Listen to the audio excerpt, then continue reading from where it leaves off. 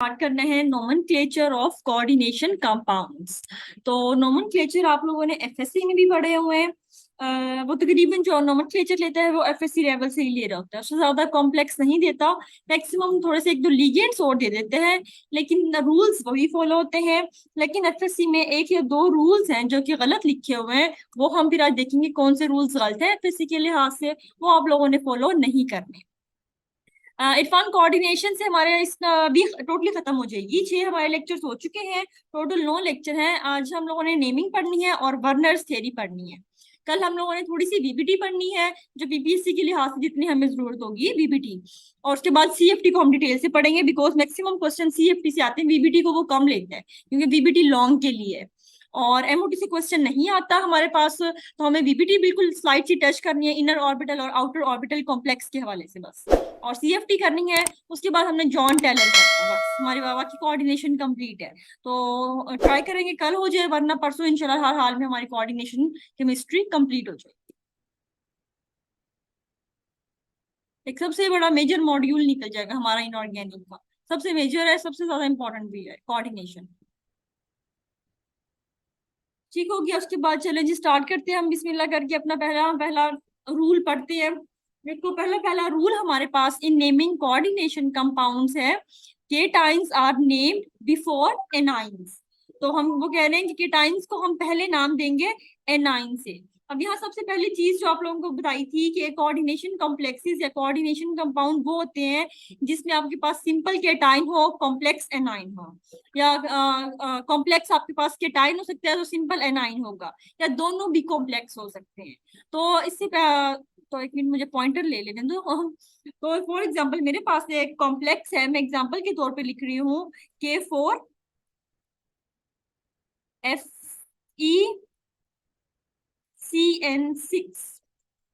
ठीक हो गया, ये मेरे पास एक कॉम्प्लेक्स है। इसमें मैं कहती हूँ मेरे पास सिंपल केटाइन है, आपके पास पोटेशियम सिंपल केटाइन को शो कर रहा है, और आपके पास कॉम्प्लेक्स एनाइन है। तो इसमें मैं केटाइन को पहले नाम दूंगी, फिर मैं अपने एनाइन को नाम दूंगी। अब आपको पता है कि यहाँ पे 4+ है, इस पूरे जो आपके पास कॉम्प्लेक्स है इसके ऊपर चार्ज जो है वो 4- है। या तो मैं इसको यहाँ से K4 हटा के 4 नेगेटिव कर सकती हूँ, लेकिन ओवरऑल कॉम्प्लेक्स मेरा उन्होंने न्यूट्रल दिया हुआ है, तो इसका मतलब क्या है कि यहाँ 4+ है, और इस ओवरऑल एनाइन जो है इस पे चार्ज बैलेंस करने के लिए 4 नेगेटिव है।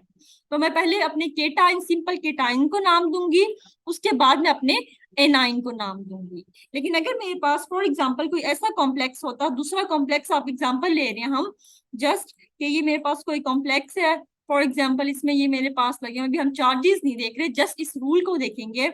तो ये मेरे पास सल्फेट है यहाँ पे, ठीक है, बाहर। तो अब यहाँ पे आपको पता चल रहा है कि आपके पास जो यहाँ पे एनाइन है वो सिंपल एनाइन है, लेकिन जो क्या आपको केटाइन दिया हुआ है वो कॉम्प्लेक्स है। तो आपने क्या लिखना है, cations are named before anions. तो हम पहले इस कॉम्प्लेक्स को नाम देंगे, केटाइन को ही नाम देना है। केटाइन देखो कैसे है ये, यहाँ पे आपको पता है सल्फेट के ऊपर 2 नेगेटिव चार्ज होता है, तो इस कॉम्प्लेक्स के ऊपर मेरे पास 2+ चार्ज है, मतलब इस पूरे कॉम्प्लेक्स के ऊपर 2+ चार्ज है। तो ये मेरे पास कॉम्प्लेक्स केटाइन है, तो मैं पहले इसको नाम दूंगी, फिर मैं इसको नाम दूंगी अपने एनाइन को। तो चाहे आपके पास सिंपल केटाइन हो या सिंपल कॉम्प्लेक्स केटाइन हो, नाम आपने पहले हमेशा केटाइन को ही देना है। तो रूल हमारा पहला रूल क्या है, cations are named before anions, पहला पहला सिंपल वाला। उसके बाद जी हमारे पास सेकंड रूल जो नेमिंग कोऑर्डिनेशन कंपाउंड्स में फॉलो होगा, सेकंड रूल हमारे पास है, alphabetical order is named for all types of ligand. अब यहाँ पे ये वाली चीज आपके पास एफएससी में गलत दी हुई है। एफएससी में आपको कहा हुआ है कि पहले आपने नेगेटिव लिगेंड्स को नेम देना है, फिर न्यूट्रल को देना है, फिर आपने पॉजिटिव लिगेंड्स को नाम देना है। ऐसा कुछ भी नहीं है। आप किसी भी फॉरेन ऑथर की बुक उठा के देखोगे, उसमें हमेशा उसने अल्फाबेटिकल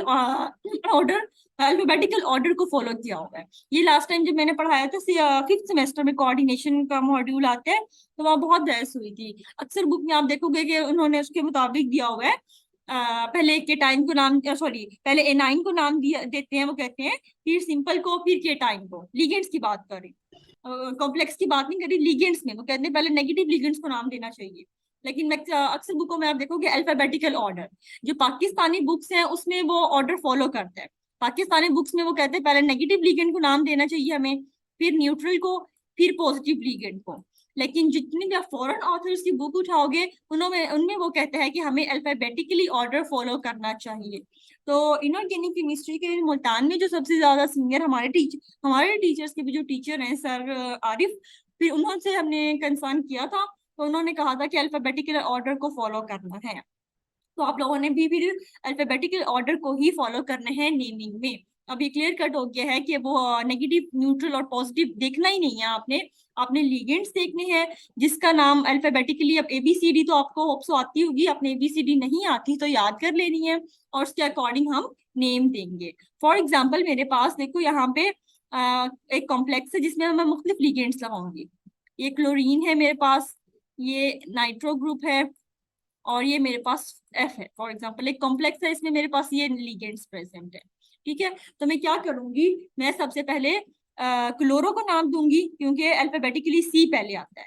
सबसे पहले क्लोरो का नाम लिखा जाएगा, फिर फ्लोरो का नाम लिखा जाएगा, फ्लोरीन वाले का, क्योंकि CDEF आएगा। उसके बाद एट द एंड मैं इसको नाइट्रो को नाम दूंगी कि मेरे पास एट द एंड एन आता है। तो पहला वर्ड कंसीडर करेंगे हम नेमिंग देने में। हमने नहीं देखना बाई चांस ये सारे नेगेटिव लिगेंड लिखे गए हैं। फॉर एग्जांपल हमें कोर कॉम्प्लेक्स देखते हैं। ये मेरे पास प्लेटिनम है, एक मेरे पास लिगेंड है क्लोरीन, एक मेरे पास लिगेंड है अमोनिया, एक मेरे पास लिगेंड है NO+। तो इनको मैं नेम देते हुए मैंने नहीं देखना कि ये अब न्यूट्रल लिगेंड है अमोनिया आपके पास, ये आपके पास एनाइनिक लिगेंड है, ये केटाइनिक लिगेंड है। तो नेमिंग देते हुए मैंने नहीं देखना ये एनाइनिक है केटाइनिक है, व्हाटसोएवर वो जो भी है, मैंने इनको नाम देना है अल्फाबेटिकली। तो इसमें अल्फाबेटिकली कैसे नाम आएगा, इसमें सबसे पहले आपके पास जो नाम आएगा वो इसका आएगा अमीन का। तो सबसे पहले लिगेंड अमीन देंगे हम, उसके बाद हम देंगे क्लोरो को नाम, क्योंकि फिर हमारे पास अल्फाबेटिकली क्लोरीन क्लोरो आता है सी, पहले ए वाले फिर सी आता है। हम एट द एंड नाइट्रोसीलियम को नाम देंगे, ये नाइट्रो एन से स्टार्ट होता है। तो इस तरह आपने अल्फाबेटिकल ऑर्डर फॉलो करना है for all types of ligand. अब आपके पास कोई ऐसे लीगेंड आगे है, फॉर एग्जाम्पल एक आपके पास लीगेंड आगे है अमोनिया एक ही कॉम्प्लेक्स में, एक आगे है वाटर। अब दोनों आपके पास ए से स्टार्ट हो रहे हैं। वाटर के लिए हम कोऑर्डिनेशन केमिस्ट्री में एक्वा का वर्ड यूज करते हैं। सेकंड वाला क्या बताऊं विशाल, मेरी समझ नहीं आई। अभी हम सेकंड रूल डिस्कस कर रहे हैं कि आपने लीगेंड्स को नाम देते हुए अल्फाबेटिकल ऑर्डर फॉलो करना है। आपने नहीं देखना वो अनाइनिक लीगेंड है, वो न्यूट्रल लीगेंड है, या वो केटाइनिक लीगेंड है। तो अच्छा सेकंड एग्जांपल की बात करो, ठीक हो गया। सेकंड एग्जांपल में देखो वही जो इसने किया वही काम इसने किया, मैंने नहीं देखना ये नेगेटिव लीगेंड है बेसिकली, ये न्यूट्रल है मेरे पास, ये पॉजिटिव लीगेंड है। लेकिन मैंने नेमिंग देखते हुए नहीं देखना कि ये पॉजिटिव है नेगेटिव है न्यूट्रल है। मैंने क्या करना है, मैंने इनको अल्फाबेटिकली देखना है। अल्फाबेटिकली में सबसे पहले अमीन, इसका नाम हम अमीन कहते हैं अमोनिया को कोऑर्डिनेशन केमिस्ट्री में। तो अमीन ए से स्टार्ट हो रहा है तो हम सबसे पहले अमीन लिखेंगे। फिर दूसरा क्लोरो है सी वाला है तो मैं क्लोरो नाम लिख दूंगी। एट द एंड नाइट्रोसीलियम सबसे एंड में आ रहा है इन तीन लिगेंड में, तो मैं सबसे एंड में इसका नाम लिखूंगी नेमिंग करते हुए। तो आपने किसी लिगेंड्स को जब आपने नेम देना है तो हमने अल्फाबेटिकल ऑर्डर फॉलो करना है। ABCDEF में से जिसका ABC पहले आ रहा है उसका हम नाम भी पहले देते हैं, ये बात है।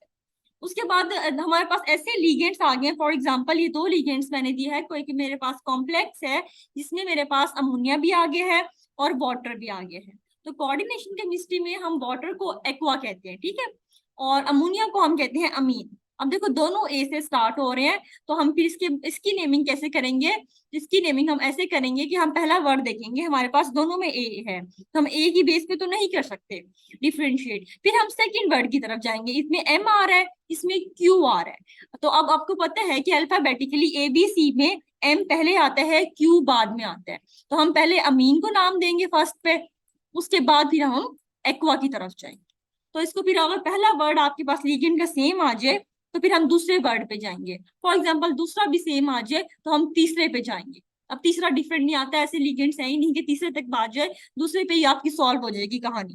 लेकिन इन केस आए तो आप आगे आगे जाते जाओगे जब तक डिफरेंस ना आ जाए। फिर डिफरेंस में आप देखोगे कि पहले जो डिफरेंस आया है ये वाला पहले एबीसी में पहले आता है या क्यू पहले आता है एबीसी में। तो आपको पता है कि ABCDEFGHIJKLM एम पहले आ रहा है, फिर NOP क्यू आ रहा होता है, तो फिर आप इसको फर्स्ट पे नेम दोगे और इसको सेकंड पे नेम दे दोगे। ठीक हो गया। तो आपका सेकंड रूल है alphabetical order is used for naming all types of ligands. इसलिए मैंने ऑल टाइप्स ऑफ लिगेंड्स लिख दिया था कि आप एनाइनिक की टाइनिक के चक्कर में पड़ना ही नहीं है हमें। तो आसान हो गया आपके लिए नेमिंग देना, कि आपने देखना ही नहीं है पॉजिटिव लिगेंड है नेगेटिव लिगेंड है क्या है, आपने सिंपल नेमिंग अल्फाबेटिकली स्टार्ट कर देनी।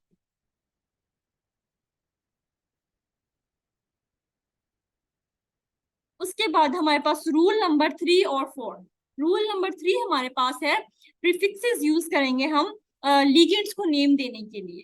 ये प्रीफिक्सेस में हमारे पास di tri tetra penta hexa are used to specify number of coordinating ligands. For example क्या कहना चाह रहा है, वो कह रहा है कि मेरे पास एक ये कॉम्प्लेक्स है, क्लोरीन मेरे पास 3 प्रेजेंट है, ठीक हो गया, 3 क्लोरीन है और 2 वाटर प्रेजेंट है। तो अब पिछले वाले रूल्स याद रखने हैं, उनको साथ साथ फॉलो करेंगे। तो देखो कह रहा है कि मेरे पास 3 क्लोरीन है 2 वाटर है, तो पहले तो आप लोगों ने सिंपल डाई ट्राई तो बाद में लिखना है, इनको पहले लिख लेना है। ये एक्वा हो गया, ये क्लोरो हो गया, ठीक हो गया मेरे पास। तो अब देखो ए पहले आ रहा है, सी बाद में आ रहा है, तो मतलब मैंने एक्वा वाले को पहले नाम देना है और इस वाले को बाद में नाम देना है सेकंड रूल के अकॉर्डिंग। फिर आपने क्या करना है, ये 2 है तो आपने लिख देना है di aqua trichloro, di aqua tri chloro. इस तरह हम इनको नाम दे देंगे कि हमने 2 3 4 5 जितने भी होंगे उसके अकॉर्डिंग हम di tri tetra penta hexa hepta octa nona लगाते जाएंगे, जो इतने हमारे नंबर ऑफ लिगेंड्स प्रेजेंट होंगे। आपको कोऑर्डिनेशन में मैक्सिमम हेक्सा तक काम पड़ रहा होगा, वो भी किसी किसी में हेक्सा आएगा, मतलब नेमिंग में वो 3 4 लिगेंड्स देता है, तो आपका काम होगा डाई ट्राई टेट्रा तक, मैक्सिमम टेट्रा तक जाने। ठीक हो गया। उसके बाद जब आपने नेमिंग देनी है तो आपका फोर्थ रूल है कि prefixes are not considered in naming complexes. कि हम कहते हैं अल्फाबेटिकल ऑर्डर फॉलो करना है, तो अल्फाबेटिकल ऑर्डर जो आपने फॉलो करना है वो लीगेंड का नेम का अल्फाबेटिकल ऑर्डर फॉलो करना है। आपने डाई और ट्राई का एक बार नहीं देख लेना कि डी पहले आ रहा है टी बाद में आ रहा है, मतलब बाई चांस ऐसे हो रहा है कि डी पहले आ रहा है टी बाद में आ रहा है, तो हमने नेमिंग दे दी है। तो जब आपने नेमिंग देनी है तो आपने इनको इग्नोर कर देना है, डाई और ट्राई को। आपने जो नेमिंग देनी है एक्वा पहले आएगा या क्लोरो पहले आएगा, तो हमने इनकी नाम की बेस पे देनी है कि ए पहले आ रहा है तो हम एक्वा पहले लिख रहे हैं और क्लोरो। फॉर एग्जाम्पल ये ऐसा होता, फॉर एग्जाम्पल ये ऐसा, ये 3 क्लोरो है और 2 सॉरी क्लोरो है 3 वाटर है, तो हमने डाई ट्राई को नहीं देखना, फिर भी एक्वा का नेम पहले ही आएगा, पहले हम एक्वा लिखेंगे उसके बाद हम क्लोरो को नाम देंगे, क्योंकि अल्फाबेटिकली लीगेंड्स हमारे मेन यही है क्लोरो और वाटर। हमारे पास लीगेंड डाई ट्राई नहीं है, तो नेमिंग देते हुए हमने प्रीफिक्सेस के अल्फाबेट्स को इग्नोर करना है, हमने अपने मेन लीगेंड्स के प्रीफिक्सेस को जहन में रखना है। तो अब इसका अगर मैं नाम लिखती तो इसका हम इस तरह लिखती डाई एक्वा ट्राई क्लोरो। ओ सॉरी मैंने उल्टा लिख दिया है, ट्राई एक्वा लिखना था, ट्राई एक्वा डाइक्लोरो, इसको मैं ऐसे नाम दूं, ठीक हो गया कि ट्राई एक्वा डाइक्लोरो। कि मैंने जो नेमिंग देनी है या अल्फाबेटिकल ऑर्डर फॉलो करना है वो लीगेंड्स की बेस पे करना है, इनकी बेस पे नहीं करना। ठीक हो गया, ये आपका रूल नंबर 3 और 4 हो गया।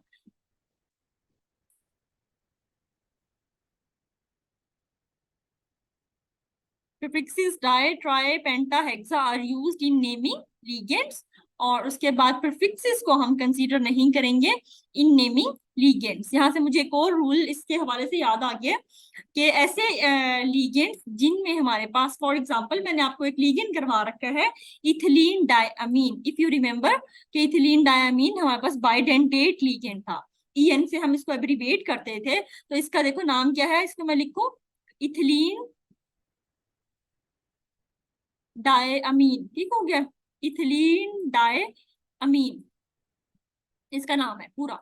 अब इसके नेमिंग में ही डाई का लफ्ज आ गया है, तो ऐसे लिगेंड्स जिनके नेमिंग में ही डाई का लफ्ज आ जाए उनके लिए फिर हम, फॉर एग्जांपल अगर ये मेरे पास दो प्रेजेंट है, कोई भी कॉम्प्लेक्स है जिसमें दो इथिलीन डायमीन प्रेजेंट है, इसके तो नेम में ही ऑलरेडी डाई आ गया है, तो इनके लिए हम डाई ट्राई के लफ्ज यूज नहीं करते, इनके लिए हम बिस का लफ्ज यूज करेंगे। फिर बिस का मतलब है दो, तो इसके लिए हम बिस का लफ्ज यूज करेंगे कि मेरे पास इस कॉम्प्लेक्स में बिस इथिलीन डायमीन प्रेजेंट है।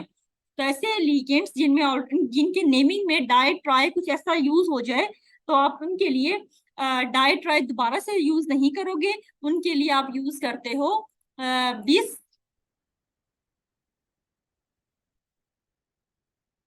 प्रिस। ये लिखा नहीं जा रहा थोड़ा सा, मैं बोल रही हूँ साथ साथ, आप इसको लिख लो। बिस, ट्रिस, टेट्राकिस, पेंटाकिस, हेक्साकिस, फिर आगे आगे जितने वो लिगेंड्स होंगे उसके मुताबिक हम यूज करते जाते हैं। फॉर एग्जांपल इसको मैं एक और एग्जांपल आपको देके समझा देती हूँ कि मेरे पास एक कॉम्प्लेक्स है, इसका फॉर एग्जाम्पल देखो, इसमें मेरे पास प्रेजेंट है 3 इथिलीन डायमीन फॉर एग्जाम्पल, ठीक है। एक मेरे पास क्लोरीन प्रेजेंट है, तो इसकी नेमिंग करते हुए अब मैंने पहले तो देखना है कि मेरे पास इथिलीन डायमीन इसका नाम है, ठीक हो गया। इथिलीन डायमीन इसका है क्लोरो। बिल्कुल इस फ्रिज हम यूज करेंगे शहीदुर रहमान, क्योंकि देखो उसमें के भी नाम में भी इथिलीन टेट्राएसिडिक एसिड आ रहा होता है, तो टेट्राएसिड टेट्रा उसके नाम में ही आ गया है, तो फिर हम उसके लिए यूज करेंगे बीस फ्रीज टेट्राकिस, जितने वो लिगेंड्स प्रेजेंट होंगे मोस्टली वो एक ही प्रेजेंट होता है, तो आप कोई लिखते ही नहीं हो मोनो का वर्ड भी, बस यूज करते हैं हम दो के लिए। अगर सिंपल एक ही प्रेजेंट है तो आप कुछ भी नहीं लिखोगे, उसका नाम लिख दोगे। अगर वो ईडीटी दो प्रेजेंट है किसी तरह, तो आप उसके लिए 20 का वर्ड यूज करो। अब यहाँ पे देखो इथिलीन था और क्लोरो था हमारे पास, तो हम पहले देखेंगे इथिलीन डायमीन देना है हमने नाम, तो इथिलीन में ई बाद में आता है, सी पहले आता है, तो हम पहले नाम देंगे क्लोरो को, अल्फाबेटिकली फॉलो करेंगे। उसके बाद फिर हमारे पास 3 इथिलीन है, तो हम लिखेंगे ट्रिस इथिलीन डाई अमीन। इसका आप पूरा लिख लेना, मैं पूरा नहीं लिख रही। तो इस तरह हम इसकी नेमिंग देंगे कि पहले क्लोरो ही आएगा अल्फाबेटिक के मुताबिक, फिर उसके बाद 3 इथिलीन डायामीन है, तो हम प्रीफिक्सेस को इग्नोर करेंगे नेमिंग देते हुए, और डायामीन में डाया आ गया पहले ही और 3 प्रेजेंट है, तो इसके लिए हम फिर ट्रिस इथिलीन डायामीन का वर्ड यूज करेंगे। ठीक हो गया जी।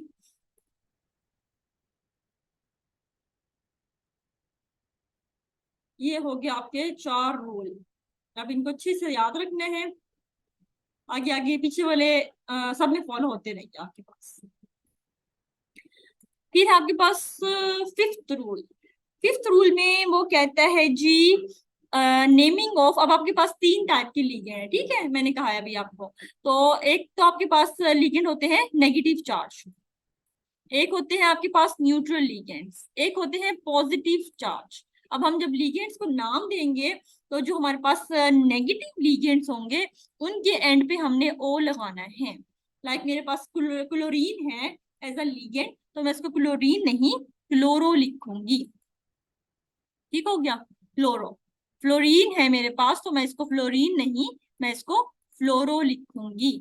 इसी तरह ब्रोमो है आपके पास, क्लोरो फ्लोरो ब्रोमो। आइडो, उसके बाद सी एन नेगेटिव प्रेजेंट होता है आपके पास, सी एन नेगेटिव, तो इसको मैं क्या लिखती हूँ, सियानो। उसके बाद आपके पास जो लिगेंड होता है C2O4, ऑक्जेलिक एसिड से निकाला गया है, तो इसको मैं ऑक्जेलिक एसिड या ऑक्जेलेट आइन नहीं कहती, इसको मैं in terms of coordination chemistry कहती हूँ ऑक्जेलेटो, कि मैंने जो भी लफ्ज है उसके एंड में उसको ओ बना देना है, क्लोरो फ्लोरो ऑक्जेलेटो सियानो। और इसके अलावा आपके पास फिलहाल तो मुझे यही याद आ रहे हैं, टाइम जब हम एग्जांपल्स करेंगे तो और आते जाएंगे। ठीक हो गया, तो आपके पास ये फिफ्थ रूल है कि एनाइनिक लिगेंड्स को नेम करते हुए हमने एट द एंड ओ लगा दिया। उसके बाद सिक्स्थ रूल हमारे पास है name of neutral ligands remain unchanged, कि मेरे पास अगर न्यूट्रल लिगेंड है तो उनके नेमिंग में कोई फर्क नहीं आएगा। फॉर एग्जांपल मेरे पास न्यूट्रल लिगेंड वाटर है, तो मैं इसको एक्वा ही लिखती हूँ, एक्वो नहीं लिखती, ओ नहीं लगाती, एक्वा ही लिखती हूँ। दूसरा मेरे पास नेगेटिव लिगेंड है, आपके पास अमोनिया है जो मोस्ट कॉमनली हम यूज करेंगे। और पीपीसी आपको बिल्कुल सिंपल से उसमें देखना आपको आती है कि नहीं, कॉम्प्लेक्स में नहीं जाता कभी पीपीएससी में, एमसीक्यूज बहुत बच्चे लेवल के होते हैं। तो अब अमोनिया में एक चीज बस ध्यान रखनी है, काइंडली इसमें डबल एम यूज होता है, ये ध्यान रखना है। इसको हम अमीन कहते हैं कोऑर्डिनेशन की केमिस्ट्री में, इसको अमाइनो नहीं कर देना। तो ये हमारे पास अमीन है। अमाइनो आपके पास होता है लिगेंड अक्सर पाया जाता है, वो होता है NH2 नेगेटिव की फॉर्म। अब नेगेटिव है तो आपको इसको आप अमाइनो लिखते हो और सिंगल एम के साथ लिखते हैं। एक गलती ये करता है अक्सर कोऑर्डिनेशन केमिस्ट्री में, जब नेमिंग देता है तो ध्यान करना उसने अमोनिया दिया होता है और वो सिंगल एम यूज कर रहा होता है। तो अक्सर एक बड़ी कॉमन मिस्टेक है बच्चों की कि डबल एम आपके पास आएगा और सिंपल अमीन लिखना है, इसको अमाइनो नहीं लिखना, क्योंकि अमोनिया हमारे पास न्यूट्रल लिगेंड है। वाटर अमोनिया कॉमन एग्जाम्पल आपके पास न्यूट्रल में, तो इनका नाम नेमिंग करते हुए कोई चेंजिंग नहीं आएगी। Name of neutral ligand remain unchanged. जबकि पॉजिटिव लिगेंड अगर आपके पास पॉजिटिव, पहली बात तो वो पूछता ही नहीं आपको, ठीक है, कि थोड़े से हम एमपी लेवल पे पढ़ रहे होते हैं पॉजिटिव लिगेंड्स की केमिस्ट्री को। सेकेंडली इन केस अगर वो कोई पॉजिटिव लिगेंड दे देता है तो आपको पता होनी चाहिए उसके नाम क्या, एंड पे हम NIUM इम लगा देते हैं। लाइक आपके पास मैंने अभी एग्जांपल दी थी NO+ की, तो इसका हम नाम देते हैं नाइट्रोसीलियम, NITRO, नाइट्रो SYLIUM। मैं ज्यादा इसलिए बोल रही हूँ कि राइटिंग बहुत गंदी आ रही है। नाइट्रोसीलियम NO। दूसरा इसके बाद आपके पास NH2 की फॉर्म में होता है, बल्कि NH2 NH+ होता है, इसको हम कहते हैं हाइड्राजियम, ये भी प्लस है आपके पास, पॉजिटिव लिगेंड है, तो इसको हम HYDRAZIUM, इसके स्पेलिंग में बोल रही हूँ, आप लिख लो हाइड्राजियम। तो पॉजिटिव लिगेंड पहली बात वो देगा नहीं। इन केस अगर आपके पास पॉजिटिव लिगेंड आ जाता है किसी कॉम्प्लेक्स में, तो हमने उसके एंड पे IUM लगा देंगे। ठीक हो गया जी। उसके बाद हमने क्या करना है, पढ़ते हैं, मैं इसको रिमूव कर दूं जितना गंद हमने लिख लिया है।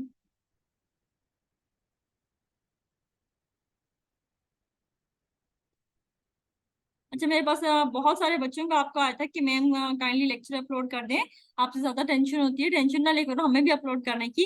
एक्चुअली ये वाले जो फील्ड है वो सर कामरान के पास है, वो अपलोडिंग एडिटिंग करते हैं, तो वीडियो की एडिटिंग में थोड़ा क्राइम लग जाते हैं, क्योंकि वीडियोस आप लोगों की लंबी लंबी होती हैं, घंटे से ऊपर का ही हमारा लेक्चर होता है। तो 1 घंटे 1.5 घंटे का लेक्चर जो होता है उसकी एडिटिंग में तकरीबन एक वीडियो में आपको ना 1.5 घंटा लग जाता है आराम से, 1.5 से 2 घंटे। सेकेंडली वो अपने गाँव गए हुए थे तो वहां पे सिग्नल जरा इशू था, वाईफाई था नहीं उनके पास वहाँ, तो थोड़ा सा लेक्चर इस बार डिले हो गए थे अपलोडिंग में। तो टेंशन नहीं लेनी, बाकी जो लेक्चर रह रहे हैं वो आपके अपलोड हो जाएंगे। अच्छा जी, आगे आ जाओ। सुफिक्स 7th रूल आपके पास है कि हम एट का लफ्ज यूज करते हैं eight the end of metal. Ligands के जितने रूल्स से खत्म हो गए हैं, जो हमने लिगेंड्स के बारे में करने थे कि उनकी नेमिंग कैसे करनी है, उनकी प्रीफिक्सेस कैसे यूज करने हैं, उनके नाम क्या एंड पे क्या लगाने हैं, लिगेंड्स के रूल 6 थे। अब आता है हमारे पास मेटल, हमने एट द एंड पहले लिगेंड्स को नाम देने हैं, एट द एंड हमने मेटल को नाम देना होता है। तो मेटल के नाम के आगे हम एट लगाते हैं अगर हमारा कॉम्प्लेक्स एनाइन है, अदरवाइज न्यूट्रल कॉम्प्लेक्स में और पॉजिटिव कॉम्प्लेक्स में मेटल का नेम सेम रहता है। एट बस लगाते हैं हम जब हमारे पास कॉम्प्लेक्स जो है वो रिप्रेजेंट करे एनाइन को। एग्जाम्पल कैसे होगी, जैसे ही आपको दिखे यहाँ पे बाहर कोई पोटेशियम है, फॉर एग्जाम्पल कोई भी पॉजिटिव है, फॉर ये मैंने पहले पहले कॉम्प्लेक्स अगर याद हो, मैं कॉम्प्लेक्स लिख रही हूँ फॉर ये PTCN6, ये मेरे पास फॉर एग्जांपल एक कॉम्प्लेक्स है, तो इसका मतलब क्या है कि ये मेरे पास K4 का मतलब क्या है, इसके ऊपर 4 नेगेटिव है। अब इस K4 को मैं हटा दूं, इधर 4 नेगेटिव लगा दूं, तो एक ही बात है, इस कॉम्प्लेक्स के ऊपर ओवरऑल ये एनाइनिक है। तो अगर ये एनाइनिक कॉम्प्लेक्स रिप्रेजेंट कर रहा है, तो अब मैं इसका जब मेटल का नाम दूंगी तो इस मेटल के नाम के साथ ही मैंने लिखना है प्लेटिनम नहीं, प्लेटिनेट।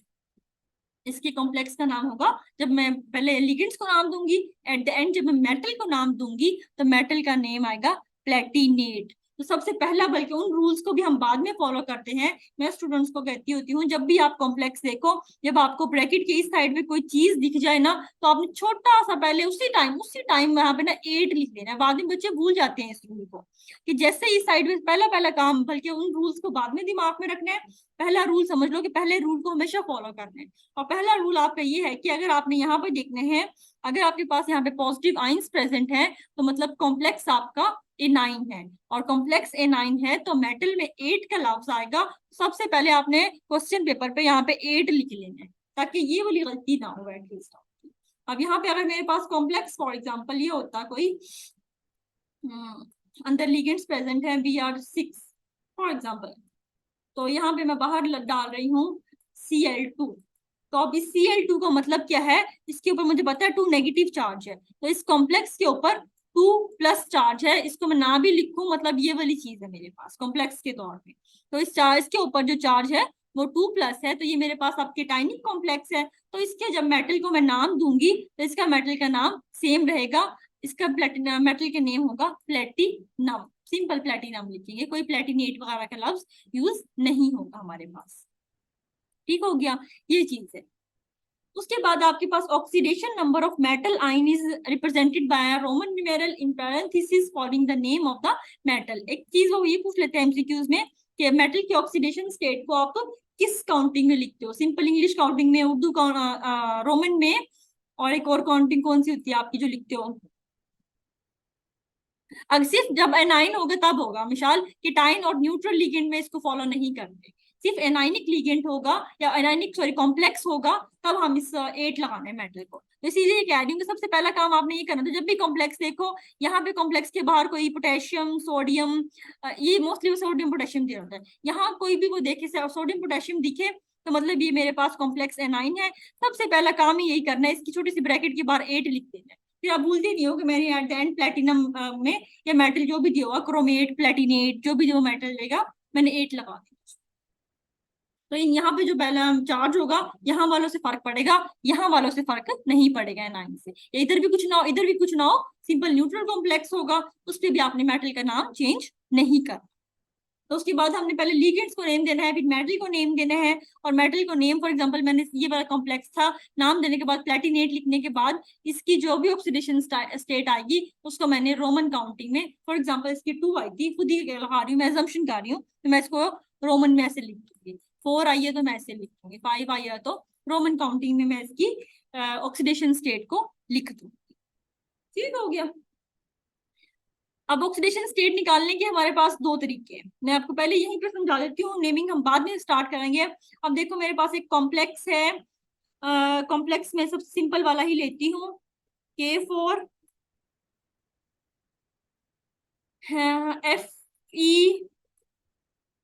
FeCN6, ये मेरे पास कॉम्प्लेक्स है। ठीक हो गया। अब आपके पास 2 तरीके हैं मेटल की ऑक्सीडेशन स्टेट निकालने के। एक तो पहला पहला एक चीज, एक दोनों अभी दोनों समझा रही हूँ, जिसको जो इजी लगेगा वो फॉलो करेगा, और उसने सारी एग्जांपल्स फिर उसी के साथ करनी है, ताकि फिर दोनों करते हो फिर गड़बड़ी कर देते। अब पहला पहला किस तरह निकाल सकते हैं मेटल की ऑक्सीडेशन स्टेट? एक वो सिंपल आपको एमसीक्यू इस तरह भी दे देते हैं, कॉम्प्लेक्स देगा वो पूछ लेते हैं कि इसमें मेटल की ऑक्सीडेशन स्टेट क्या है, तो आपको ऑक्सीडेशन स्टेट निकालनी आती हो। पहला तरीका ये है कि आपने इस पूरे कॉम्प्लेक्स पे 0 लेके आना है, इस पूरे कॉम्प्लेक्स पे 0 लेके आना है। इस पूरे कॉम्प्लेक्स पे 0 कैसे आएगा? आपको पता है पोटेशियम एल्कली मेटल पे है, +1 ऑक्सीडेशन स्टेट करता है, तो 4 प्लस इस पे है, K4 है तो 4 प्लस इस पे साइन है।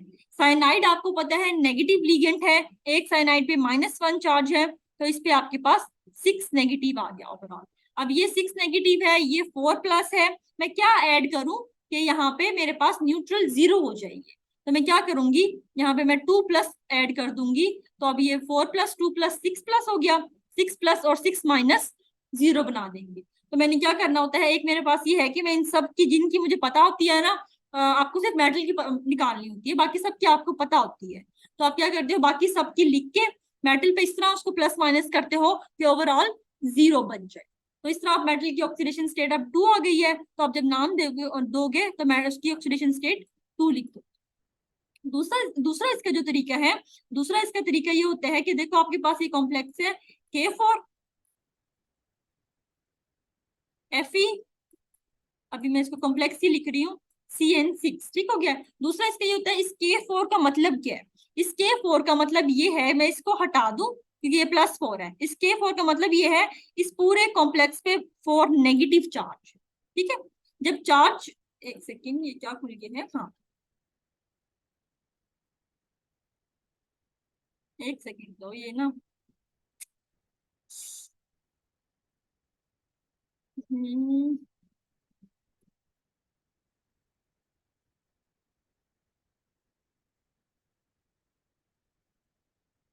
हाँ जी अब ठीक हो गया, क्या ठीक हुआ है, कुछ खुलने लग गया था, हाँ जी।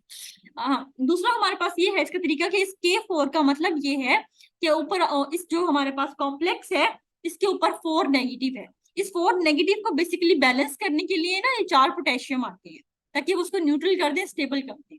इस सोल्यूशन में अगर मैं इनको सोल्यूशन केमिस्ट्री पढ़ूं तो इस कॉम्प्लेक्स पे, इस K4 का मतलब ये है कि इस कॉम्प्लेक्स पे 4 नेगेटिव चार्ज है। अब मैंने 4 नेगेटिव चार्ज है इस कॉम्प्लेक्स के ऊपर, फिर आपने इस K4 को इग्नोर कर देना है, और इस कॉम्प्लेक्स के ऊपर 4 नेगेटिव चार्ज है तो मैंने 4 नेगेटिव कुछ कर करा के लेके आना है। तो 4 नेगेटिव कैसे आएगा? साइनाइड का तो आपको पता है कि इसके ऊपर तो 1 नेगेटिव है, एक के ऊपर 6 साइनाइड है, तो आपके पास 6 नेगेटिव चार्ज है इसके ऊपर। अब 4 नेगेटिव मैंने लेके आना है अब, तो क्या होगा कि आयरन के ऊपर 2 प्लस हो जाएगा, तो 6 नेगेटिव 2 प्लस आपके पास 4 नेगेटिव आ जाएगा। तो अब इस तरह निकालो या इस मेथड से निकालो, आयरन की ऑक्सीडेशन स्टेट आपके पास 2+2+ आई है। तो ये वाला मेथड ज्यादा इजी होता है आपके पास, मोस्टली स्टूडेंट इसको फॉलो कर रहे होते हैं कि सब कुछ कर करा के 0 आ जाए। लेकिन बात का तो आपको ना वो ही देता ही नहीं है K4, वो आपको देता ही इस फॉर्म में है कि आपके पास 4 नेगेटिव चार्ज दिया होता है उसने कॉम्प्लेक्स पे, तो इस 4 नेगेटिव को फिर आपने अगर वो खुद चार्ज दे दे ना तो आपने वो चार्ज मतलब लेके आना होता है। तो वो 4 नेगेटिव चार्ज इस कॉम्प्लेक्स पे कैसे आएगा कि मेरे पास अब साइन, ये जी लास्ट वाले एग्जांपल में जैसे 4 नेगेटिव है पूरे कॉम्प्लेक्स में। हाँ अब ऊपर हमने पढ़ा था ना कि एनाइन जब होगा तो उसके 8 एंड पे आएगा, तो अब इसमें भी लगाएंगे फिर हम। बिल्कुल बिल्कुल, जब हम इसकी बात करेंगे तो K4 का मतलब ये था, मैंने कहा आप देख लोगे इधर K4 का मतलब ये है कि इधर 4 नेगेटिव है, अगर उसने नहीं दिया तो वो चार्ज दे रहा है तो मतलब ये 9 है, तो अब जब हम नेमिंग करेंगे तो इसमें फिर 8 आ जाएगा नाम में, बिल्कुल आ जाएगा 8। तो आप ये फॉलो करो, ये फॉलो करो, अगर वो चार्ज खुद दे देता है तो आपने वो लेके आना होता है। तो साइनाइड का मुझे कंफर्म है 6 नेगेटिव है, तो मैं क्या करूंगी यहाँ पे, आयरन आपको पता है मेटल होते प्लस में है, तो मैं कितना प्लस डालूंगी आपके पास 4 नेगेटिव आ जाए, प्लस माइनस करने से भी तो 2 प्लस डाल रही हूँ तो मतलब 4 नेगेटिव आ जाए। तो नेमिंग करते हुए बिल्कुल मैं इसको वहां फिर 8 लिखूंगी कि मैंने ये नेगेटिव है तो 8 तो आना ही आना है उसमें। ठीक हो गया। अब इसको हम इरेज करते हैं और सारे रूल्स हो गए, अब हम नेमिंग करते हैं। आपको उसके बाद असाइनमेंट भी दूंगी एक लेक्चर के बाद भी, और बल्कि ये मीटिंग मैं एंड करने लगी हूँ क्योंकि हमारे पास जस्ट 2 मिनट रह गए हैं। नेक्स्ट मैं भी आपको भेज रही हूँ लिंक, उसमें फिर हम इंशाल्लाह नेमिंग करते हैं। ये इतना रूल्स रिवाइज कर लेना सारे बच्चे जब तक ज्वाइन करेंगे, एक बार सारे देख लेना दोबारा, और मैं आपको लिंक भेजती हूँ, ठीक हो गया। अच्छा देखो, ये हमारे पास एग्जांपल्स हैं, 3 मैं करवा रही हूँ, बाकी लेक्चर के बाद उसके बाद और भी भेजूंगी, फिर आप लोगों ने और करनी है। देखो सबसे पहले हम हमारा रूल, हम सब पहले पहले रूल को फॉलो करेंगे। हमने कहा था कि हम केटाइंस को पहले नाम देंगे, एनाइंस को बाद में। यहाँ पे मेरे पास केटाइन है तो मैं केटाइन को पहले नाम दे दूंगी। अब यहाँ पे आपने एक चीज ध्यान में रखनी है कि इसके लिए मैं टेट्रा पोटेशियम का लफ्ज नहीं यूज करती। केटाइंस और एनाइंस जो भी आपके पास है आपने सिंपल बस उसका नाम लिख देना है पोटेशियम। क्यों हम ऐसा करते हैं, इसको हमें क्यों मेंशन करना जरूरी नहीं है कि ये टेट्रा पोटेशियम है, वो इसलिए कि जब हम आयरन की ऑक्सीडेशन स्टेट लिखते हैं एट द एंड और लीगेंड्स बताएंगे कि हमारे पास हेक्सा इतने लीगेंड्स हैं ये, तो ऑटोमेटिक वहां से क्लियर हो जाता है कि आयरन की जो भी ऑक्सीडेशन स्टेट आएगी वो क्लियर कट बता रही होती है कि 4 मेरे पास पोटेशियम प्रेजेंट है। तो इस वजह से हम पोटेशियम की नेमिंग नहीं करते टेट्रा की फॉर्म में, हम सिंपल पोटेशियम का नेम लिख देंगे कि मेरे पास बाहर जो है इस कॉम्प्लेक्स के वो पोटेशियम प्रेजेंट है। तो मैंने केटाइन को पहले नाम दे दिया। अब इसमें आपको टेंशन ही नहीं होनी चाहिए कि आपके पास लीगेंड है ये, तो आपने अल्फाबेटिकल ऑर्डर भी नहीं देखना। आपने सिंपल क्या करना है कि हेक्सा लिख देना है। अब यहाँ पे जो पहला रूल मैंने आपको बताया, देखो ये पोटेशियम लिखा हुआ है, इसका मतलब ये क्या है कि यहाँ पे 4 नेगेटिव है। 4 नेगेटिव का मतलब ये है कि मेरे पास ये जो कॉम्प्लेक्स है ये एनाइन है, तो मेटल को नेम करते हुए मैंने 8 लिखना है। एक तो पहला पहला ये पहला रूल, बल्कि हमारा आइंदा से यही हो, हमने 8 कर देना है मेटल जब भी देंगे। तो पहले हमने कीटाइन को नाम दिया पोटेशियम, यहाँ पे मैंने नाम देना है हेक्सा। अब मैंने देखना है कि मेरे पास ये नेगेटिव लीगेंट है, तो नेगेटिव लीगेंट के एंड में हमने ओ लगाना था, तो इसके नाम में मैं सियानो लगा दूंगी, तो पोटेशियम हेक्सा सियानो। अब मेरे पास मेटल क्या है, नेगेटिव कॉम्प्लेक्स था, तो मेरे पास आ जाएगा फिरेट। एट द एंड मैंने ऑक्सीडेशन स्टेट लिखनी है रोमन न्यूमेरल में फिरेट। ठीक हो गया बिल्कुल विशाल। अब ऑक्सीडेशन स्टेट का तरीका क्या है, इसको हमने ओवरऑल 0 करना है। तो मेरे पास ये +4 था, ये -6 है। अब मैं ऐसा क्या करूं इन दोनों में कि ये 0 बन जाए, तो मैं इसमें +2 करूंगी, तो +2 +4 +6 -6, तो मेरे पास आयरन की ऑक्सीडेशन स्टेट 2 आ गई है, और एट द एंड डॉट लगा दो। ठीक हो गया, तो ये मेरे पास इसकी नेमिंग हो गई। उसके बाद जी मैंने क्या करना है, उसके बाद मैंने करना है सेकंड वाले को नेम। अब देखो इसमें मेरे पास ये केटाइन है पूरा कॉम्प्लेक्स, और ये एनाइन है, तो मेरे पास जो कॉम्प्लेक्स है वो मेरे पास केटाइनिक है, तो मतलब मेटल का नाम तो मैंने चेंज नहीं करना, 8 नहीं आए, पहला रूल हमारा फॉलो हो गया। अब मैंने केटाइन को पहले नाम देना है, तो मतलब मैं इस कॉम्प्लेक्स को नाम दूंगी, उसके बाद एनाइन को एट द एंड सल्फेट लिख दूंगी, जो भी नाम बनेगा। तो आप देखो यहाँ पे मैंने लिगेंड्स देखने हैं मेरे पास कौन कौन से हैं।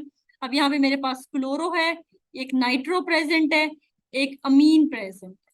तो सबसे पहले अब आप लोग बताओ, सेकंड देखो हमने देखना है ना, मिसाल मैंने कहा सबसे पहले आपने देख लेना कॉम्प्लेक्स में आपने 8 लगाना है कि नहीं लगाना। अभी आपके पास कॉम्प्लेक्स पॉजिटिव है, यहाँ पे पॉजिटिव देखो, यहाँ पे मेरे पास एनाइन है ना, सिंपल एनाइन है।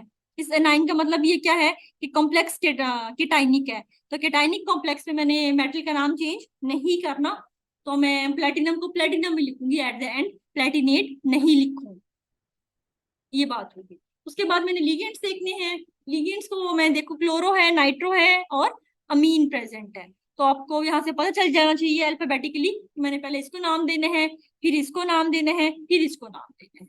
तो आप इसी तरह नेमिंग दो इसको के tetra amine, tetra amine chloro nitro platinum. मैं थोड़ा शॉर्ट करके लिख रही हूँ, नाइट्रो पहले पूरा नहीं लिखा, आप लिखो tetrammine chloro nitro platinum. Platinum, platinum के आगे मैं अभी ब्रैकेट डाल रही हूँ, और एट द एंड मेरे पास एनाइन था सिंपल, तो मैं सल्फेट लिख दूंगी, सल्फेट लिख दिया मैं। अब मैं इसकी ऑक्सीडेशन स्टेट निकालूंगी मेटल की ऑक्सीडेशन स्टेट क्या है मेरे पास। तो ऑक्सीडेशन स्टेट के लिए अब देखो आपने ओवरऑल 0 लेके आना है, तो 0 कैसे आएगा, सल्फेट आपको पता है -2 है, अमोनिया न्यूट्रल लीगेंट आपके पास पता है, तो 0 आ गया अमोनिया। नाइट्रो नेगेटिव लीगेंट है, तो मैं -1 लगा रही। क्लोरीन नेगेटिव लीगेंट है, -1 लगा रही।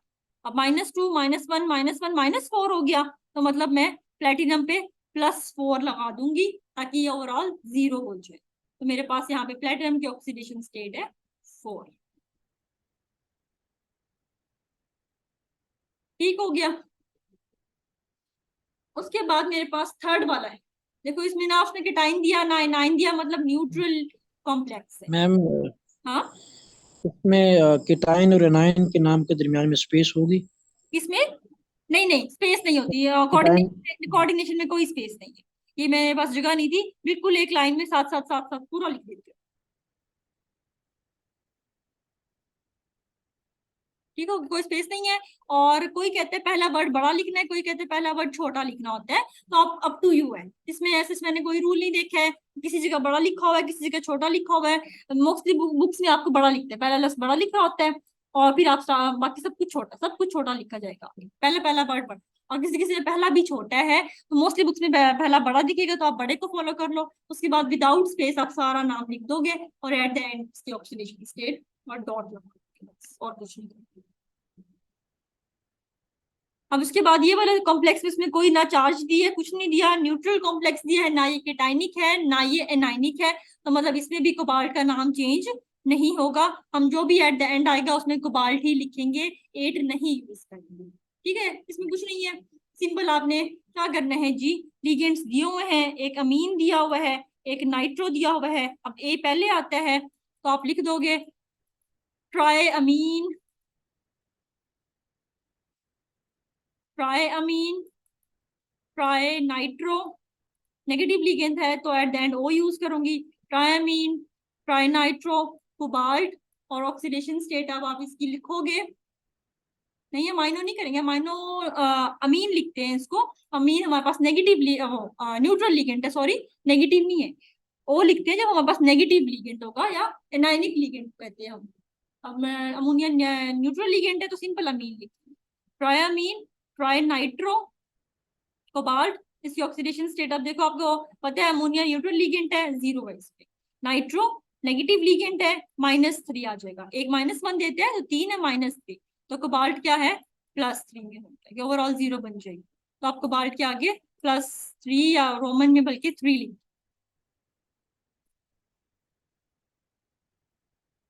क्लियर हो गया? ओके जी, इसके आगे आप लोगों की एग्जांपल्स मैंने काफी सारी डाली हैं, एक आप करोगे पहली पहली, बाकी फिर आप लोग इस लेक्चर की बात करोगे, हमने आगे वाला टॉपिक करना है।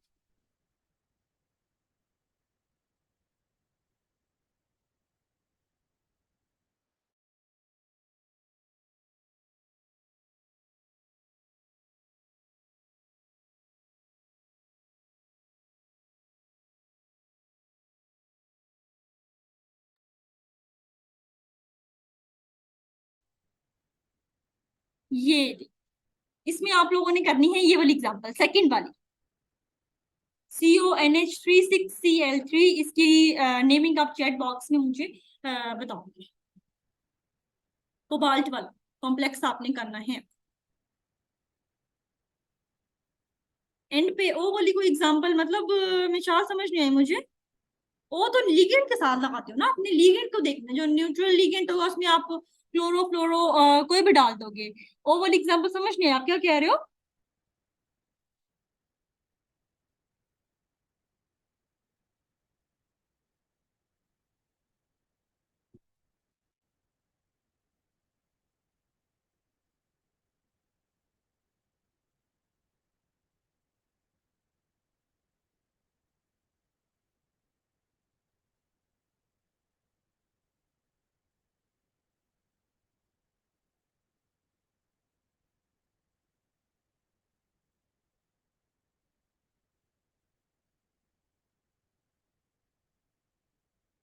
हाँ जी, जल्दी इसकी नेमिंग दो ध्यान से, उसके बाद मुझे बताओ इस पे हम। हाँ, ओ सिर्फ लीगेंड के साथ है विशाल, ओ सिर्फ लीगेंड्स, वो भी नेगेटिव लीगेंड्स के साथ है। अभी हमने रूल पढ़ा था, आई थिंक सो 4th या 5th रूल है, उसमें हमने कहा था कि हम सिर्फ नेगेटिव लिगेंड के साथ ओ लगाते हैं, क्लोरो फ्लोरो, बस और कहीं नहीं ओ लगाना। अच्छा जी, इरफान और शहीदुर रहमान ने और आफ्ताब ने दे दिए हैं, इन्होंने कहा है हेक्सा अमीन, ठीक हो गया, कोबाल्ट लगाएंगे, 3 हो गया, और एट द एंड क्लोरेट नहीं होगा शहीदुर रहमान, इसको हम क्लोराइड लिखेंगे। 8 तो हम मेटल के साथ लिखते हैं, वो भी ट्रांजिशन मेटल के साथ, अगर वो भी हमारा नेगेटिव लिगेंड, मतलब ये कॉम्प्लेक्स नेगेटिव हो तब, तो इधर आप जस्ट क्लोराइड सिंपल इसको नाम लिख दोगे सॉल्ट का इसका। आफ्ताब ने 111 लिख दिया है आम का काउंटिंग में। इरफान का एग्जैक्टली 100% ठीक है, उसने हर चीज फॉलो की है, रोमन काउंटिंग यूज की है, और क्लोराइड भी ठीक लिखा है। उसके बाद नीचे भी आ गए और मैसेजेस,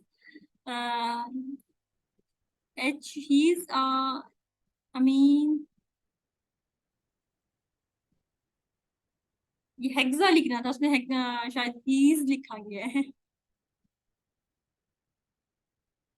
वो सल्फेट, उसका नाम ही सल्फेट होता है शरीर रहमान, मैंने 8 अपने खुद नहीं यूज किया था, उसका नाम ही सल्फेट। अगर फॉर एग्जांपल PO3 होता तो मैं फॉस्फेट लिख देती, तो उसी के टाइम में बाई चांस खुद ब खुद 8 आ गया, मैंने पर्पसली यूज नहीं किया था 8। हम जो सिंपल यूज करेंगे, इसमें आप क्लोरेट नहीं करोगे, क्लोराइड यूज करोगे, सल्फेट का, फॉस्फेट, क्लोराइड, ब्रोमाइड, जो भी आप सिंपल सॉल्ट आम यूज करते हो, आम नेमिंग है उसकी। ज़हरा करना, हेक्सामीन, कोबाल्ट 3 क्लोराइड, बिल्कुल ठीक है। चलो ये आपने बाकियों की प्रैक्टिस करनी है, इसके बाद में 10-12 और भेज दूंगी, वो आप लोगों ने नेमिंग करके ग्रुप में भेज दें और क्रॉस चेकिंग आपस में कर लेनी है।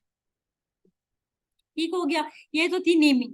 अब इसमें आपने एक और चीज ध्यान देना है। एक तो आप मोस्टली आपसे यही पूछता है, ये देखिए आपको ब्रैकेट, वो आपको पूछेगा कि ये आपने इसके नेमिंग क्या है, 4 ऑप्शंस दिए होंगे और सही आपने बता देना।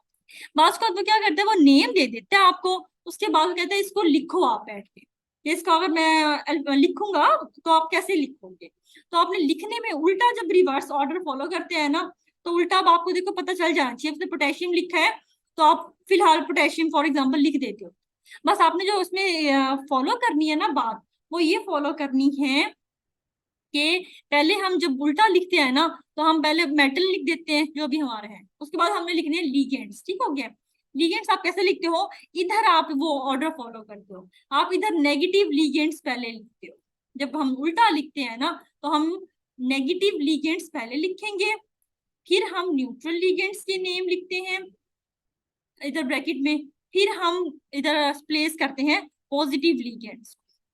तो जब हम नेमिंग उसने दी होगी आपको, जब हम कहते हैं इसको लिख के दिखाओ कि इसका साइन कैसे बनेगा, तो फिर आपने ये चीज फॉलो करनी है कि आपने पहले प्लेटिनम लिखना है, उसके बाद जो भी उसने टेट्रामीन और कोई लीगेंड्स दिए हुए हैं, तो उसमें आपने देखना है कोई सियानो वाला लीगेंड तो नहीं है। अगर क्लोरो सियानो ओ वाला लीगेंड, अगर कोई ओ वाला लीगेंड है तो सबसे पहले आप उसको दोगे। और अगर 2 ओ वाले लीगेंड है, फॉर एग्जाम्पल उसने आपको नाम में सियानो भी दे दिया है और क्लोरो भी दे दिया है, ठीक हो गया, क्लोरो भी दे दिया है, सियानो भी दिया, अब दोनों नेगेटिव लिगेंड है, फिर आप अल्फाबेटिकली जाते हो। अब अल्फाबेटिकली में भी देखो कितनी कोइंसिडेंस हुई है कि इसमें, मैं सही से लिखती हूँ, इसमें सियानो है, इसमें क्लोरो, अब सी सी एक जैसा आ गया है।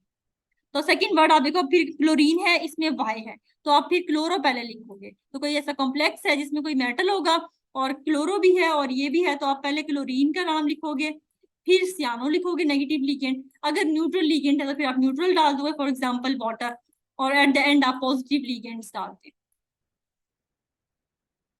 ठीक हो गया, ऐसे ला नेमिंग करते हो, हम अल्फाबेटिकल फॉलो करते हैं, पॉजिटिव नेगेटिव नहीं देखते, लेकिन नेमिंग दे दी हो और वापस कहे कि रिटर्न लिखो, फिर आपने ये ध्यान करना है कि मेटल के बाद नेगेटिव लिगेंड्स आएंगे, और नेगेटिव बहुत सारे हैं तो फिर अल्फाबेटिकली लिगेंड जो नेगेटिव पहले होगा वो पहले आ जाएगा, फिर सेकंड इस तरह फॉलो करते हैं। फिर न्यूट्रल लिगेंड 2-3 आ गए हैं, तो अल्फाबेटिकली पहले वो आएगा जिसका A B C में पहले नाम होगा, फिर eight the and positive ligand नाम।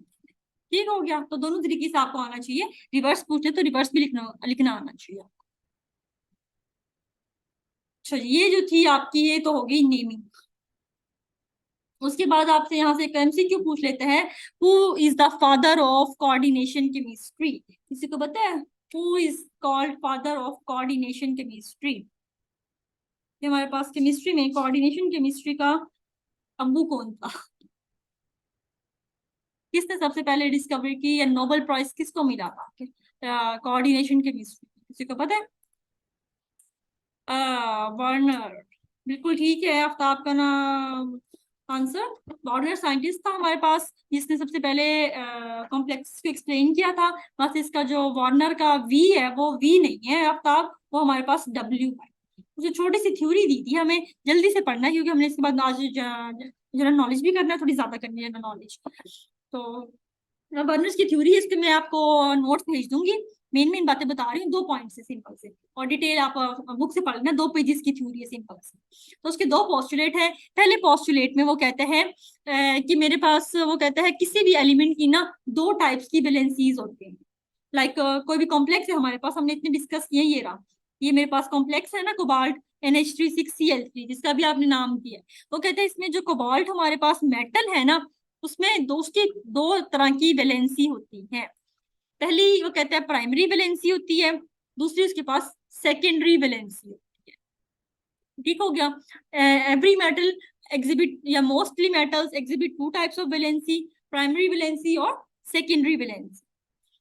तो प्राइमरी वैलेंसी बेसिकली है क्या, प्राइमरी वैलेंसी को कहते हैं हम ऑक्सीडेशन स्टेट ऑफ मेटल, अभी हमने निकाली है ना कि ओवरऑल सम न्यूट्रल करके ऑक्सीडेशन स्टेट मेटल की 2 निकाली थी आप लोगों ने अभी, फिर 8 की। तो उसको हम प्राइमरी वैलेंसी भी कह सकते हैं दूसरे लफ्जों में। गॉर्डनर ने कहा कि primary valency is also known as oxidation state of metal, और इसका दूसरा नाम होता है प्रिंसिपल आयनाइजेबल और आयनिक वैलेंस, तीनों इसको कहते हैं नाम। और इसको हम शोन बाय डॉटेड लाइन से हम इसको शो करते हैं। उसके बाद सेकेंडरी वैलेंसी क्या होती है, वो कहते हैं सेकेंडरी वैलेंसी हमारे पास कहते हैं हम कोऑर्डिनेशन नंबर को, या कोऑर्डिनेट कोवलेंट बॉन्ड जो लिगेंड्स मेटल के साथ बनाते हैं उनको। तो सेकेंडरी वैलेंसी कहते हैं हमारे पास नॉन आयनिक और नॉन आयनाइजेबल होती है। और जो एक अक्सर एमसीक्यू आ जाता है कि कौन सी आपके पास वैलेंसी, मैं लिख दी है एक्स्ट्रा पॉइंट, आपको बुक्स में नहीं मिलेगा, वो कहता है कि कौन सी ऐसी वैलेंसी है जो आपकी ज्योमेट्री को मेंटेन करती है। तो ज्योमेट्री को मेंटेन आपको पता है कि लिगेंड्स करते हैं, ये कितने कोऑर्डिनेशन नंबर आपको करवाया था ना, कि 2 कोऑर्डिनेशन नंबर हो तो लीनियर ज्योमेट्री बनती है मोस्ट प्रोबेबल, 3 हो तो वहां ट्रायंगुलर प्लेनर बनती है, 4 हो तो 2 पॉसिबल थी हमारे पास स्क्वायर प्लेनर टेट्राहेड्रल, 5 ही तो भी 2 पॉसिबल थी, 6 कोऑर्डिनेशन नंबर हो तो आपके पास ऑक्टाहेड्रल ज्योमेट्री थी। तो जितनी कोऑर्डिनेशन नंबर होगा उतनी उसके अकॉर्डिंग उसकी ज्योमेट्री है। तो एक क्वेश्चन आ जाता है कि कौन सी वैलेंसी है जो आपके पास ज्योमेट्री को मेंटेन करती है, तो सेकेंडरी वैलेंसी है। तो ये वर्नर की छोटी सी थियरी थी। उसका सेकंड पोस्टुलेट था कि एक एलिमेंट जो है वो ट्राई करता है वो अपनी प्राइमरी और सेकेंडरी वैलेंसी दोनों को बैलेंस कर ले। Every element tries to satisfy both its primary and secondary valency at a time. इसकी एग्जांपल दी हुई है, इस एग्जांपल की मैं आपको पिक भेजूंगी, वो एग्जांपल्स आप लोग ने थ्योरी पढ़ के कर लेंगे। उसके बाद आज के जनरल नॉलेज पे जल्दी से आ जाओ। आज का जनरल नॉलेज, बल्कि यहाँ से नहीं, यहाँ से स्टार्ट। आज के जनरल नॉलेज में पहला पहला आपके पास क्वेश्चन है, which country is called land of rising सन?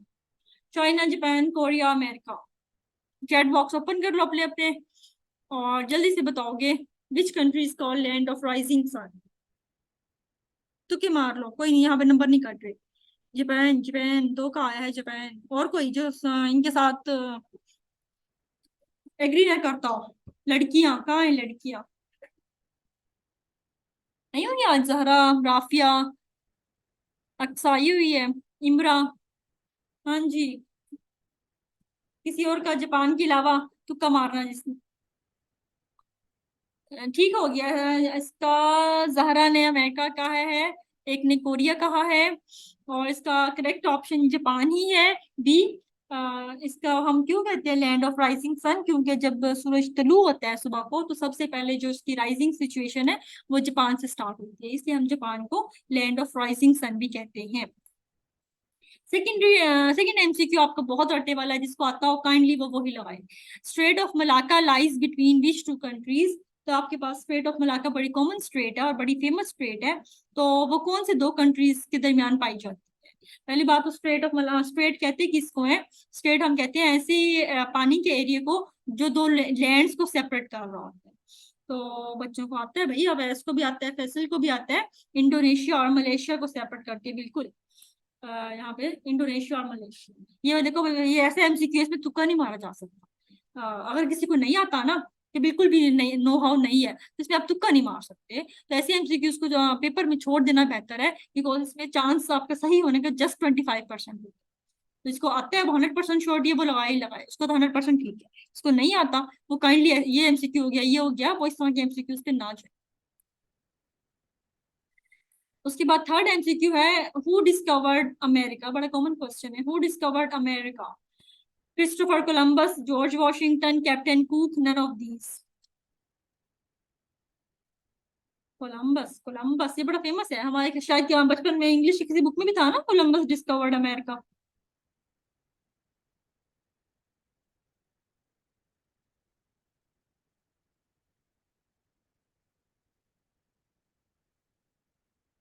अच्छा, यहाँ पे एक और एमसीक्यू अक्सर आ जाता है, अमेरिका को डिस्कवर्ड किया था क्रिस्टोफर कोलंबस ने, और कैप्टन कुक ने किसको किया था, किसी को पता है?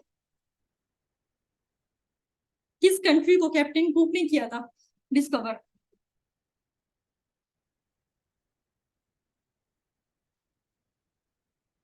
कैप्टन कुक डिस्कवर्ड ऑस्ट्रेलिया, लिख लो इसको क्वेश्चन। ये 2 क्वेश्चन कॉमन है, कोलंबस ने अमेरिका किया था, कुक ने ऑस्ट्रेलिया को किया। उसके बाद आपके पास फोर्थ है, first ever atomic bomb that was dropped on which city? Nagasaki, Yokohama, Osaka, Hiroshima. पहला पहला बॉम्ब किस पे गिराया गया था? किस किस सिटी पे? बड़ा फेमस है। विशाल कह रही है नागासाकी और फैसल कह रहा है हिरोशिमा। अच्छा, इन्हीं में से। अच्छा, मजे की बात, इन्हीं में से है। मोस्टली डी लगा रहे हैं, तो बिल्कुल आंसर भी डी ही है, हिरोशिमा। अच्छा, इसमें से एक चीज अक्सर ही पूछ लेते हैं, हिरोशिमा नागासाकी पे गिराए गए थे। और एक चीज और याद करनी है, मुझे इस टाइम याद नहीं है कि इस पे जो बॉम्ब गिराया गया था उसका नाम क्या था। एक का लिटिल बॉय था, एक का कुछ ऐसा ही नाम था ना दोनों का। तो किस मुल्क पे कौन सा गिराया गया था वो अक्सर आता है। हाँ, एक लिटिल बॉय है, दूसरे का भी कोई नाम था।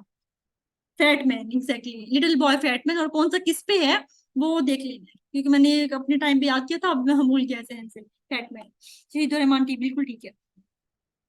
अच्छा जी, फिफ्थ आपके पास एमसीक्यू है। Mount Fujiyama is located in which country? बड़ा कॉमन फेमस माउंटेन है, तो किस मुल्क में है फ्यूजी यामा? तो उसका नाम बता रहे हैं वैसे।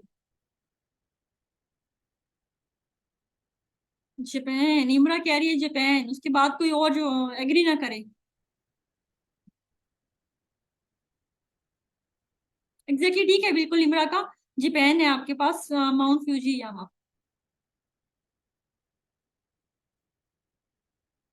ओके जी, नेक्स्ट आपके पास है, Mesopotamia is an ancient name of which country? किस कंट्री का हम मेसोपोटामिया कहते हैं? सीना, इराक, टर्की, यमन।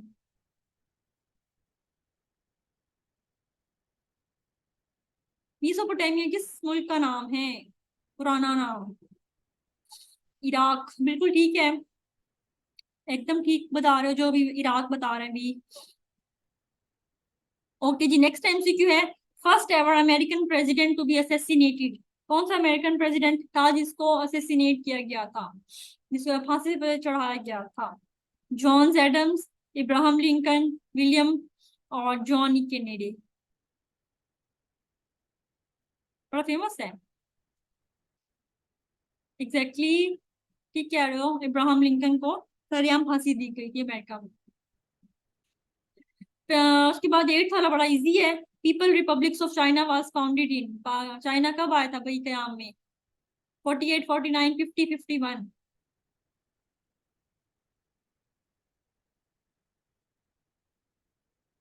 फैसल हबीब कह रहा है 49, इमरा भी कह रही है 49, तो बिल्कुल ठीक कह रहे हैं, 49 है। हमसे 2 साल बाद चाइना आया था। और सर एग्जांपल दे देते, कहते कि हमसे बहुत ज्यादा आगे चला गया है, और हमसे 2 साल बाद था, और हमारा उसका कोई कंपैरिजन नहीं है। ओके, बड़ा फेमस एमसीक्यू है, Barack Obama was dash president of USA. कौन से नंबर था उसका प्रेसिडेंट का? 41, 42, 43, 44? Barack Obama was dash president of USA. 41, 42, 43, 44? Awais कह रहा है 44। बाकी क्या कहते हैं?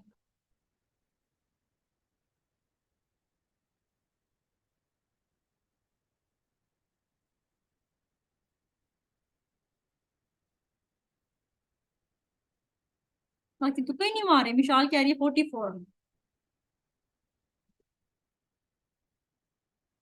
हाँ ठीक है भाई, नाइन्थ का 44 ही है। Barack Obama was 44th president of USA. यहाँ तुक्का मारा करो काइंडली, यहाँ नेगेटिव मार्किंग नहीं हो रही, क्योंकि गलत बोलोगे ना तो फिर वो जब मैं सही बताऊंगी तो फिर याद रह जाएगा। First president of USA, USA का पहला पहला प्रेसिडेंट कौन था?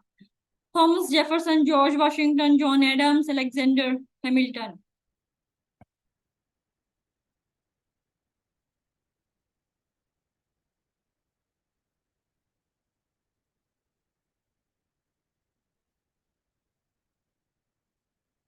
जॉर्ज वाशिंगटन मुकद्दस कह रही है। और कोई?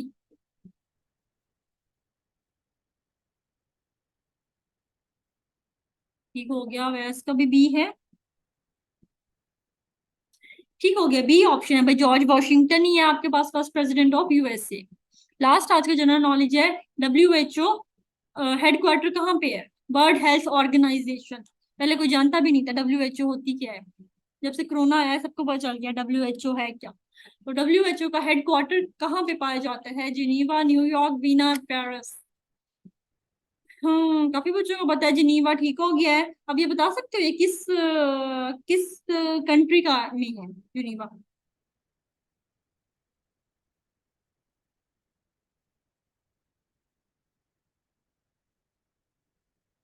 स्विट्जरलैंड, बिल्कुल राफिया मुकद्दस ने ऑप्शन आंसर दिया हुआ है। तो आपके पास जिनीवा इज इन स्विट्जरलैंड।